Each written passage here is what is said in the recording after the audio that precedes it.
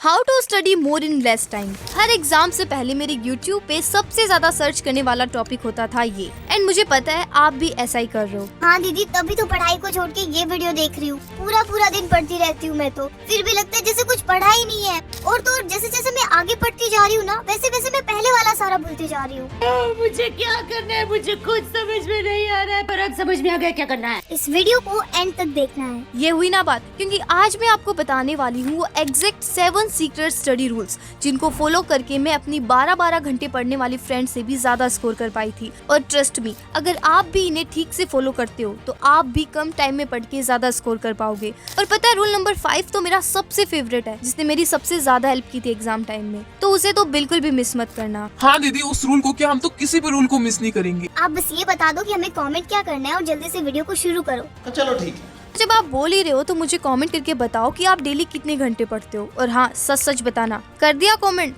So now let's begin.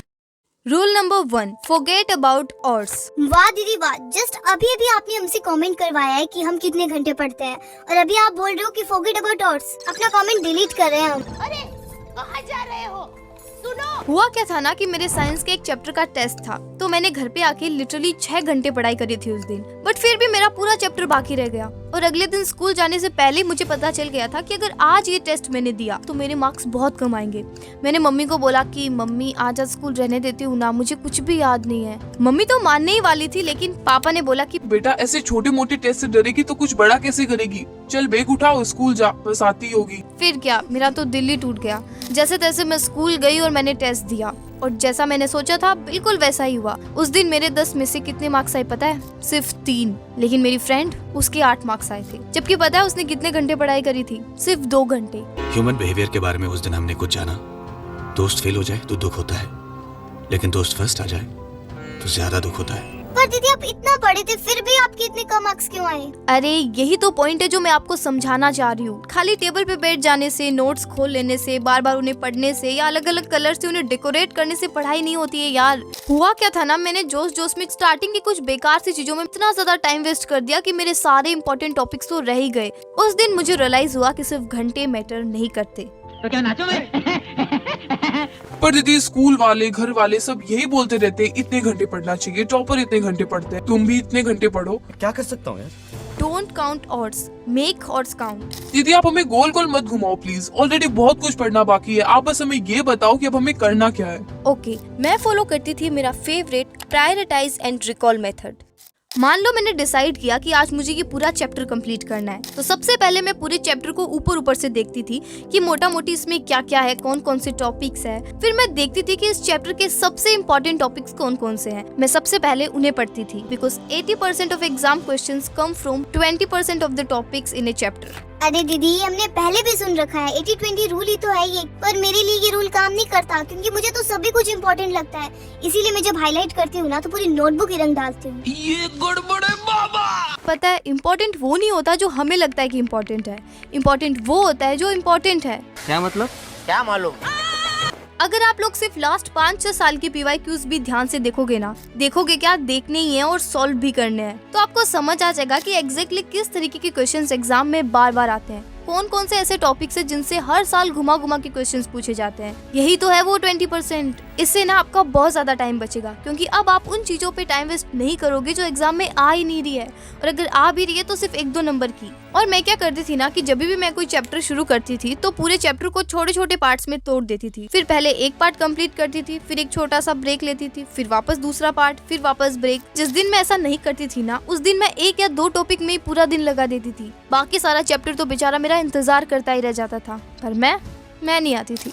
लेकिन दीदी मैं पूरा चैप्टर पढ़ लेती हूँ, फिर लास्ट में जाके पता चलता है कि मुझे तो कुछ याद ही नहीं रहा। इसीलिए मैं क्या करती थी, मान लो मैंने कोई टॉपिक पढ़ा, उसके बाद मैं बुक बंद करती थी और टीचर बन जाती थी, और अपने पास एक रफ नोटबुक रखती थी। वो मेरा बोर्ड होता था। टीचर बनी हूँ भाई, और जो भी मैंने पढ़ा है उसको मैं पढ़ाती जाती थी। जो भी फैक्ट्स, की पॉइंट्स, फॉर्मूलाज उस टॉपिक के बारे में मुझे याद आते, मैं वो सब रफली लिखते जाती, जैसे हमारे टीचर हमें क्लास में समझाते वक्त करते हैं ना, वैसे ही कुछ। पर दीदी आप पढ़ाते किसको थे? अब जिसने ये वाला वीडियो देखा है उन्हें तो पता है, अगर आपको नहीं पता तो ये वाला वीडियो देख लो, आपको भी पता चल जाएगा।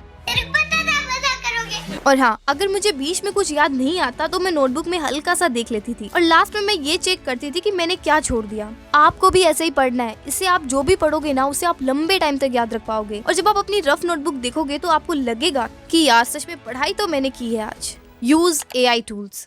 आज के टाइम में जो स्टूडेंट AI को यूज नहीं कर रहा वो हार्ड वर्क कर रहा है, स्मार्ट वर्क नहीं। Because one of the smartest ways to study more in less time is using AI tools. और यही आता है ट्विन माइंड AI। ये एक ऐसा स्टडी टूल है जो आपकी लेक्चर्स को रिकॉर्ड करके बहुत अच्छे से समझता है और फिर उसे आसान भाषा में समराइज कर देता है। जैसे मान लो आप कोई लेक्चर अटेंड कर रहे हो तो आपको बस ट्विन माइंड का रिकॉर्ड बटन ऑन करना है। उसके बाद ये आपको उस लेक्चर के शॉर्ट नोट्स और इम्पोर्टेंट पॉइंट्स दे देगा। इससे कुछ भी मिस नहीं होगा और आप बाद में इजीली रिवाइज कर सकते हो। एंड बिकॉज ट्विन माइंड ने आपके साथ पढ़ाई करी है तो आप इससे इम्पोर्टेंट क्वेश्चन जनरेट करवा सकते हो, MCQs बनवा सकते हो और अपना खुद का टेस्ट ले सकते हो। और इसके साथ आप एक्टिवली रिकॉल भी कर सकते हो। जैसे अगर आप बोल बोल के रिवाइज कर रहे हो तो आप उसे रिकॉर्ड कर सकते हो एंड ये आपको एग्जैक्टली बता देगा कि आपने क्या मिस किया, कहाँ आपने मिस्टेक की। पर दीदी इतने सारे लेक्चर्स है और टाइम बहुत कम। अरे इसमें आप अपने लेक्चर्स की लिंक भी डाल सकते हो एंड ये कुछ ही मिनटों में आपको उन लेक्चर्स की समरी और की पॉइंट्स दे देगा। देखो मैंने जब इसे यूज किया ना तो मुझे तो ये बहुत यूजफुल लगा और मजेदार भी। और अगर आप डिस्क्रिप्शन में दिए हुए लिंक से ट्विन माइंड डाउनलोड करते हो ना तो you will get free pro membership for 1 year. So अभी ट्विन माइंड डाउनलोड करो और अपनी स्टडीज को स्मार्ट बनाओ। Rule number 4, limit your study time. जैसे मान लो आज संडे है और आपने डिसाइड किया कि आज मुझे पॉलिटी का पूरा चैप्टर कंप्लीट करना है। आपको पढ़ते पढ़ते आधे घंटा हो गया है, लेकिन इतने में ही आपको याद आता है कि अरे आज तो प्रिया का बर्थडे है, स्टेटस तो लगा दूं वरना नाराज हो जाएगी। कौन सी फोटो लगाऊं? ये वाली ग्रुप फोटो लगा देती हूँ। नहीं, इसमें तो मेरी आंखें बंद आई हुई है। चलो सिंगल फोटो ही लगा देती हूँ। वैसे कैप्शन क्या डालूं? Happy birthday? No, so boring. Happy birthday भूतनी?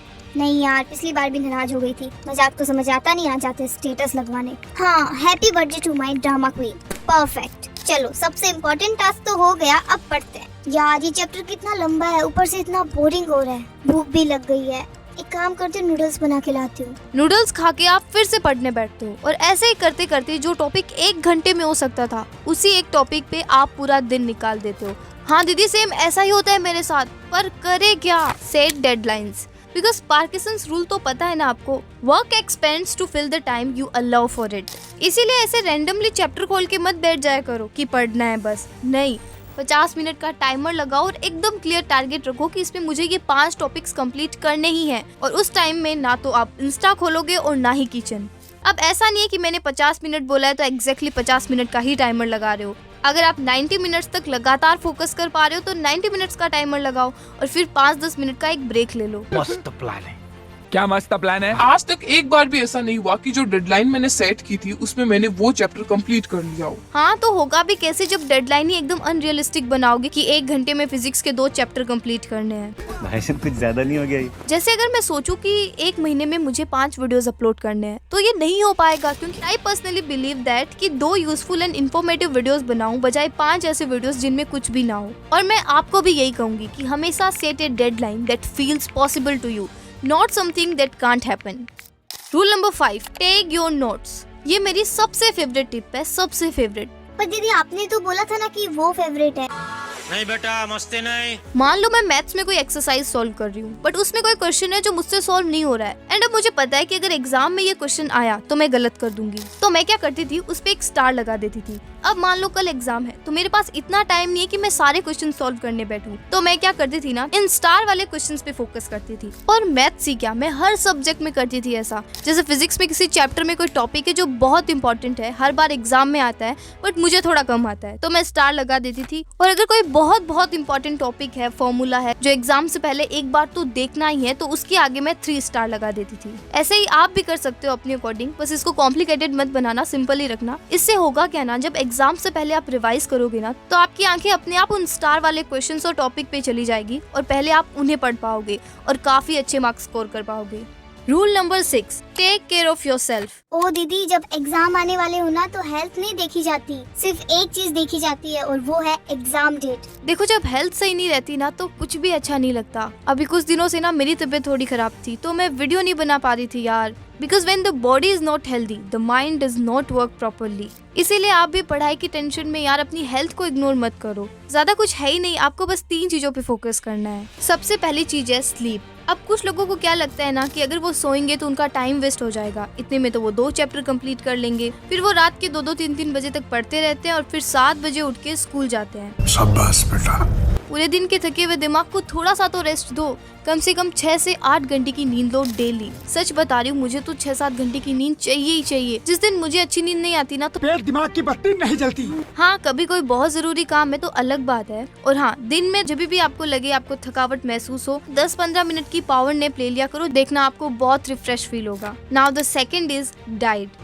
हाँ दीदी, पता है हमें पास्ता, पिज्जा, नूडल्स नहीं खाने। अरे पता है तो फिर क्यों खाते हो यार? ऐसी खराब चीजें खाओगे तो पेट खराब हो जाएगा, फिर बिल्कुल भी पढ़ नहीं पाओगे आप। दीदी जब घर में नूडल्स बनते हैं ना तो इतनी अच्छी खुशबू आती है कि रहा ही नहीं जाता है, और फिर मैं खा लेती हूँ। हाँ ठीक है, कभी कभार खा लिया करो, मैं भी खाती हूँ, लेकिन जहाँ तक हो सके हमेशा घर का हेल्दी खाना ही खाओ। सब्जी, रोटी, दाल, फ्रूट, सैलेड। Now exercise. देखो, अगर आप मेरी तरह रोज आधे 1 घंटा स्पोर्ट्स खेल रहे हो, बैडमिंटन, क्रिकेट, फुटबॉल, कुछ भी, तो बहुत बढ़िया। नहीं तो आपको डेली एक्सरसाइज करनी ही है। ज्यादा नहीं कह रही हूँ मैं, सुबह सिर्फ 10 मिनट एक्सरसाइज कर लो या फिर डांस कर लो, एंड शाम को 10-15 मिनट की एक छोटी सी वॉक कर लो अपने घर के आसपास ही। थोड़ा नेचर को देखो, सनसेट को देखो, और देखना इसके बाद आपको बहुत अच्छा फील होगा। इसके साथ ही do something you enjoy every single day. क्या दीदी आप भी? यहाँ पढ़ने का टाइम नहीं मिल रहा हमें। हाँ, लेकिन यार पूरा दिन किताब खोल के बैठे रहोगे ना तो बहुत जल्दी बर्नआउट हो जाओगे, और फिर आपको ऐसा लगेगा कि आपकी लाइफ में कुछ है ही नहीं, और फिर आप पढ़ाई तो क्या कुछ भी ठीक से नहीं कर पाओगे। इसीलिए आपकी लाइफ में कुछ तो ऐसा होना ही चाहिए जो आपको खुशी दे। और वैसे भी मैं कौन सा घंटों करने का कह रही हूँ, दिन में बस 10-15 मिनट तो आप दे ही सकते हो ना। चाहे वो म्यूजिक सुनना हो, गिटार बजाना हो, डांस करना हो, ड्राइंग हो, पेंटिंग हो, या कुछ भी हो। और यार एग्जाम सब कुछ नहीं है, आप बस अपना बेस्ट दो, जो कि मैं हमेशा कहती हूँ। बाकी इतना टेंशन मत लिया करो, क्योंकि लाइफ एग्जाम से कई ज्यादा बड़ी है। जिस टेस्ट की स्टोरी मैंने आपको शुरू में सुनाई थी ना, अगर मैं उस दिन को वापस याद करती हूँ ना तो मुझे आज भी हंसी आती है। लेकिन क्या लगता है आपको, उस दिन जब मेरे मार्क्स कम आए थे तो क्या मैं हंसी थी? नहीं, क्योंकि जब हम कोई एग्जाम दे रहे होते ना तो हमें लगता है कि वो एक एग्जाम और उसके मार्क्स वही सब कुछ है, अगर ये नहीं तो कुछ नहीं। पर ऐसा नहीं है यार, इसीलिए हमेशा हंसते रहो, खेलते रहो और मजे करते रहो, और साथ में अपना बेस्ट देते रहो, फिर देखना सब कुछ अच्छा ही होगा। और अगर इस वीडियो से आपकी थोड़ी सी भी हेल्प हुई है ना तो मुझे कमेंट करके जरूर बताना, और अपने एक फ्रेंड के साथ इसे जरूर से शेयर करना। बाकी अगर आपने कमबैक वाला वीडियो अभी तक नहीं देखा है तो उसे भी देख लेना एक बार, आपको थोड़ा और कॉन्फिडेंस आ जाएगा। All the very best for your exams. Bye.